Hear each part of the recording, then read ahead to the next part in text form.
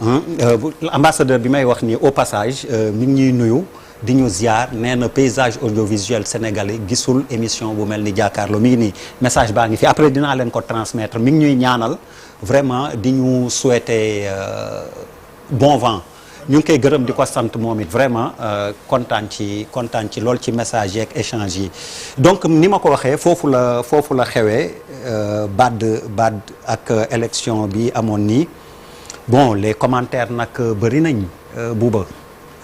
waaw mais man xam nga man. loo ci xalaat. non mais moom laa ne on a dañu am benn régime boo xam ne mi ngi fi def 1 an. de 2 mois. balaa ngay installé wu rek bay jël say marque bay am développé yenn affinités yi ak yeneen chef d'état yi rek danay jëlal 1 an 2 ans 3 ans loolu benn ba pare Sénégal dañu jël benn affaire banque la africaine de développement. oui. léegi banque africaine de développement buñ la jëlee nga nekk sénégalais damay wax lu terre à terre day tax nga gën a defal waa Sénégal.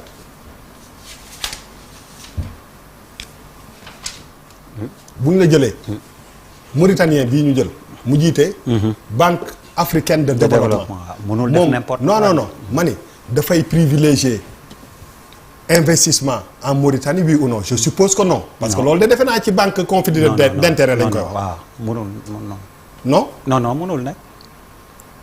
yaa ko jiite waaye au contraire ne woo fa pour sëdd. non dama ne boo fa nekkee sax peut-être que dañuy jëm a. exactement waaw ndax. séddale bu amee tam ñu xañ la. waaw tam ñu xañ la. te fu ñu tànn moom dinañ tànn kii tànn kee man du ma dugg ci yeneen détails parce que pour man enjeu yi dafa bëri.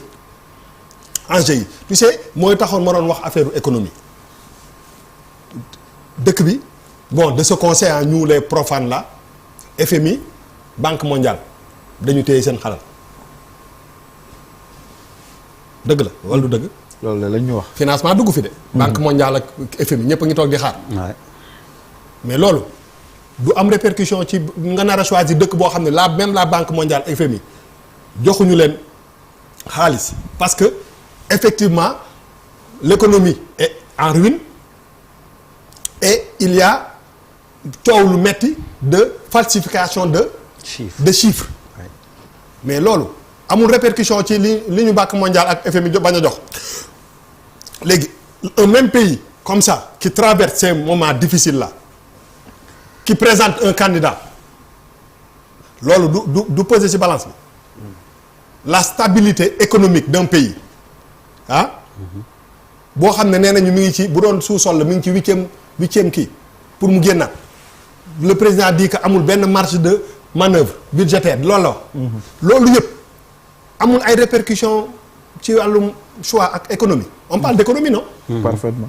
c'est ça.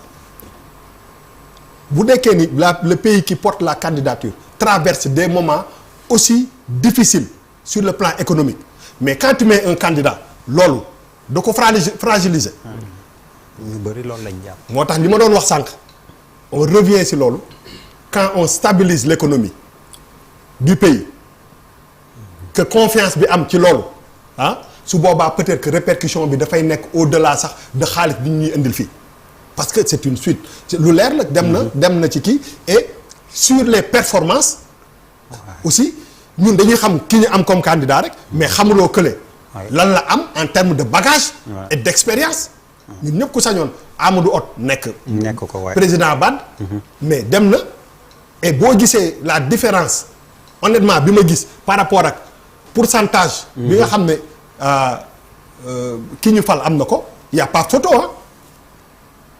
c'est pas benn 2-1 4-0 la wala 4 wala 5-1 donc il faut quand même respecter le choix basé sur qualification wu docteur Kelly mi ngi lay nuyu bu kii bu Nouakchott suñu benn fan numéro jàkkaarloo bi ñu ngi koy nuyu moom tamit comme ambassadeur aussi excellence Amadou Mokhtar Gaye à Paris kii ñu fal on est en Afrique ñoom ñëpp ñu ngi jot seen message Afrique dañu naan ñun dañu bëgg unité africaine ñii di wax CEDEAO ñii di wax yeneen yëpp Union africaine ak yooyu yëpp ñu am banque war a choisir benn africain mu jiite ko mais du affaire xëccoo normalement bu dee gëm nañu unité africaine bi ñuy wax choix bi dafa war a basé wu sur bagage bi waa ji yor sa capacité que mu jël BAD jëlee ko ci benn point A yóbbu ko ci point B. mais warul la nationalité des candidats ne doit pas primer sur la compétence même de la personne qui a été choisie. du dëgg. bu dee ni ñuy woote ñun Afrique ñoo ko bokk. dëgg la Banque africaine de développement. ça veut dire que ñun ñoo ko bokk mais wax fa dëgg yàlla problème de nationalité war na mën a bañ a jël dafa mel ni politique mel ni kuy président wu Afrique nga bëgg rek BAD la ñuy wax Banque africaine de développement quand une économie est fragile et que traverse des périodes difficiles mais les répercussions ce sont des choses comme ça day naan li ñu njëkk a wax mooy état bi ok ñii ils n'ont pas encore réglé leur problème day ñëw di jënd si xar yor kii ñëw ci kan fekk mu yor gerte gi yaa ma dëgg te man mooy ñëw di waxaale kuy boo xam ne wóor na man yoral ko ma 30 000 dana naan yow waxaale kii ba pare parce que tu as des problèmes dans ton pays à régler sur le plan économique te bu dee économie rek la ñuy wax pour man loolu am na lu mu pesé ba pare man xaw ma kii CVM lu ci nekk mais buñ ko choisir avec raz de marée bi mu def nii ak différence ci points yi mooy que peut-être qu'il a été le plus qualifié. Je te donne raison il a dirigé la BADEA banque boo xam ni la est-ce que ça ne pèse pas 10 fois BAD bii mu doon. donc nañ ko jël rek man daal li ma BAD ku ñu fa fal Mauritanie ak Sénégal benn lañu boo waxee ñu ne Mauritanie ak Sénégal benn lañu boo waxee ñu ne Sénégal bi benn lañu bu ñu falee Mauritanie fenn Sénégal moom mii suñu représentant la na fexe ba BAD bi jóge ci A wala ci mais man je suis un africain bu ñu fi fal du ma xool ndax kii sénégalais la wala kii boo sañoon sa mbokk lañ koy fal mais le plus important mooy bu ñu waxee Afrique moom africain bu ñu fi fal rek na fexe ba surtout que c'est à 2 pas nañu fexe ba nga xam ne li ñu ko sant mu mun ko attan mais man du awma ci beneen kii. Malal Abidjan. waaw man li ngeen di wax Sénégal ak Mauritanie benn la loolu dëgg la parce que sama yaay Mbaañ la dëkk.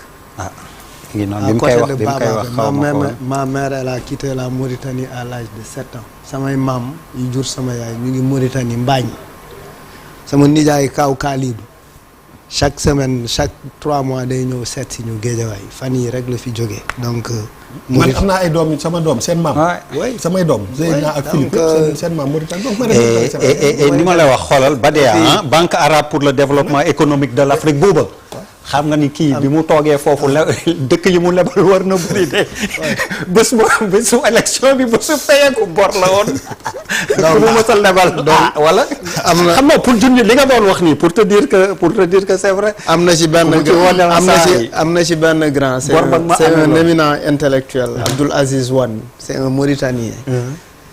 déjà fan su Badara Gadiaga la tey rek doon na ma laaj numéro am Abdou Aziz Wane je pense qu'il t'a appelé. Abdou Aziz Wane donc en fait amal le discours de Sonko Sénégal ak Mauritanie benn la c'est le discours qu'il faut parce que c'est de la diplomatie qu'il fait ça c'est important mais aussi il faut le dire le Sénégal n'a pas eu le temps par rapport au contexte de porter la candidature de Amadou Hott si la candidature était de quelqu'un qui ne venait pas du régime de Macky Sall, elle serait beaucoup plus facile à porter.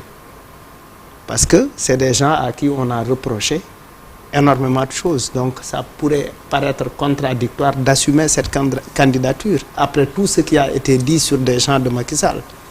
Et puis c'est une personne qui a été au cœur de l'économie sénégalaise. En tant que ministre de l'économie, nekk na ko quoi.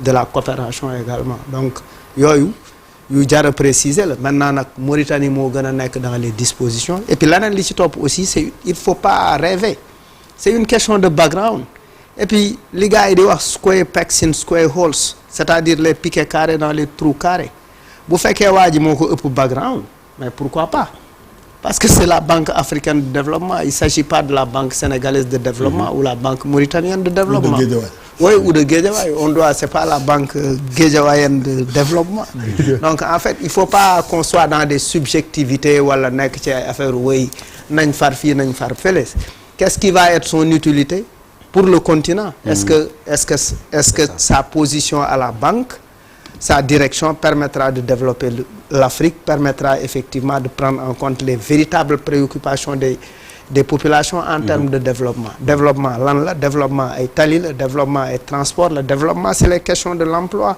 c'est freiner l'immigration clandestine en Mauritanie au Congo etc. Yeah. Abou depuis sànq ñi ngi wax xam naa yow warul ñàkk docteur on va l'épargner mais yow moom on peut te demander loo xalaat ci li ñuy wax